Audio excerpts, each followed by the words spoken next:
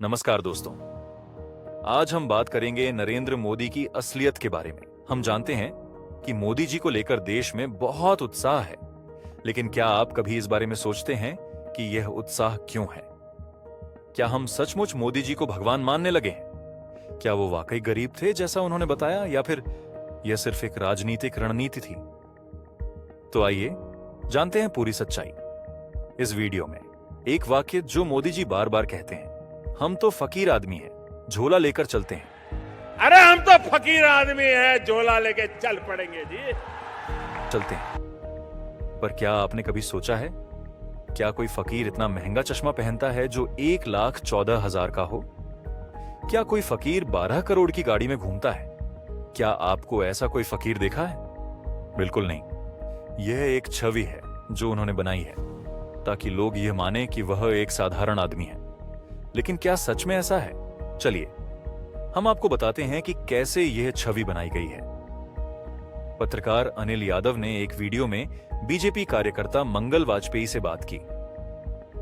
मंगल वाजपेयी कानपुर में लोडर का काम करते हैं और वे बीजेपी के एक नेता के लिए वोट भी करते हैं। मंगल जी कहते हैं, हम तो बीजेपी को इस बार 400 सीटों से जीतते हुए देख रहे हैं। इस बार बीजेपी की सरकार बनेगी। चुनाव में किसका माहौल है?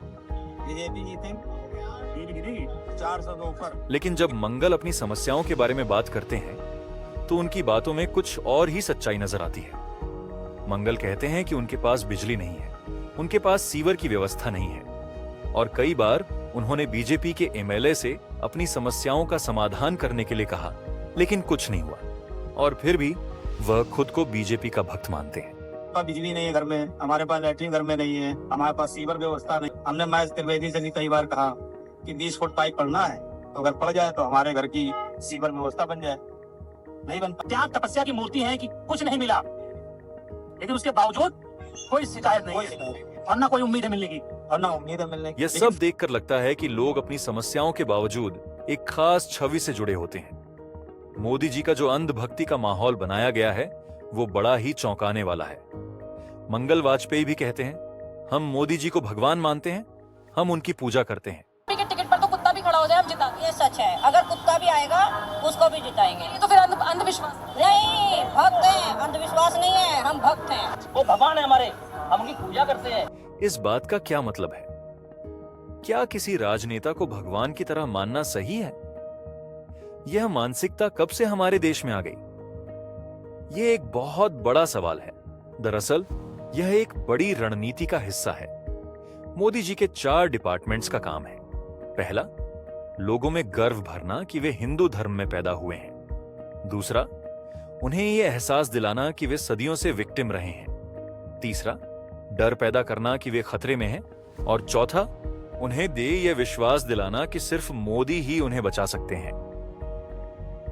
कैसे इतनी सारी असफलताओं के बावजूद लोग मोदी जी को भगवान मानने लगे हैं? इसे समझने के लिए हमें इतिहास में जाना पड़ेगा। 2013 में लेखक नीलांजन मुखोपाध्याय ने नरेंद्र मोदी पर एक किताब लिखी थी। इस किताब में लिखा गया था कि मोदी जी ने जब 6 साल की उम्र में वडनगर रेलवे स्टेशन पर चाय बेची तो ये उनका संघर्ष था। यह किस्सा 2015 में टाइम मैगजीन द्वारा प्रकाशित किया गया था। जब मोदी जी ने इस संघर्ष की कहानी को बताया, उन्होंने कहा कि वे गरीबी से उठकर प्रधानमंत्री बने। लेकिन क्या यह सच है? क्या एक गरीब परिवार में पैदा हुआ बच्चा कभी सूट पहन सकता है? मोदी जी की बचपन की तस्वीरें बताती हैं कि वह उस समय किसी गरीब परिवार से नहीं आते थे। क्या उस समय किसी गरीब परिवार के बच्चे के पास इतने अच्छे कपड़े होते? आप खुद सोचिए, क्या कभी किसी गरीब बच्चे के पास सूट पहनने की स्थिति होती? मोदी जी ने खुद को गरीब परिवार का बताया, लेकिन क्या यह सही है? इंडिया टुडे की रिपोर्ट में कहा गया था कि उनके पिता के पास इतना पैसा था कि वे अपने बच्चों को स्कूल भेज सकते थे। क्या यह उस समय की किसी गरीब परिवार की पहचान है? 2014 में कांग्रेस नेता अहमद पटेल ने कहा था कि मोदी जी कभी चाय वाला नहीं थे, बल्कि वह एक कैंटीन ठेकेदार थे। लेकिन कांग्रेस की बात पर कितना विश्वास करें, यह भी एक सवाल है। 2021 में बीजेपी के रेल मंत्री ने यह स्वीकार किया था कि मोदी जी के पिता ने वडनगर रेलवे स्टेशन पर एक कैंटीन चलाया था। यह पूरी कहानी अब खुलकर सामने आ चुकी है। अब सवाल यह उठता है कि मोदी जी के बारे में यह कहानी क्यों बनाई गई।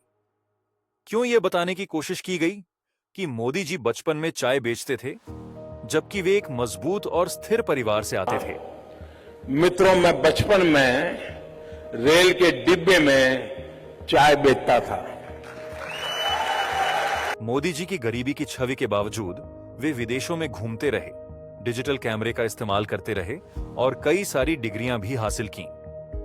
क्या 35 साल तक भिक्षा मांगने के बाद इतना सब करना संभव है? क्या यह सच है कि वे विदेशों में गए और उन्होंने फॉरेन टूर किए? क्या यह संभव है कि एक फकीर इतनी संपत्ति जमा कर सके? यह सवाल उठता है कि मोदी जी को भगवान का अवतार बनाने की यह छवि क्यों बनाई गई? क्या यह सच है कि नरेंद्र मोदी को शक्तिमान या भगवान का अवतार बना दिया गया? कुछ लोग तो उन्हें श्री राम और महाकाल का अवतार मानने लगे हैं। क्या किसी नेता को भगवान से तुलना करना उचित है? क्या मोदी जी का हर काम सही है? और क्या उन्होंने जो किया वह देश के लिए सही था? क्या मोदी जी का असल उद्देश्य देश के विकास का है या सिर्फ अपनी छवि को मजबूत करना है? आखिरी में जो सबसे बड़ा सवाल है वह यह है कि जब चुनावों में मोदी जी का सामना राहुल गांधी से होता है, तो क्या हम सच में यह जान पाएंगे कि कौन ज्यादा समझदार और योग्य नेता है? क्या मोदी जी इस बहस से बचेंगे? हमें अपनी सोच को और ज्यादा विकसित करना होगा।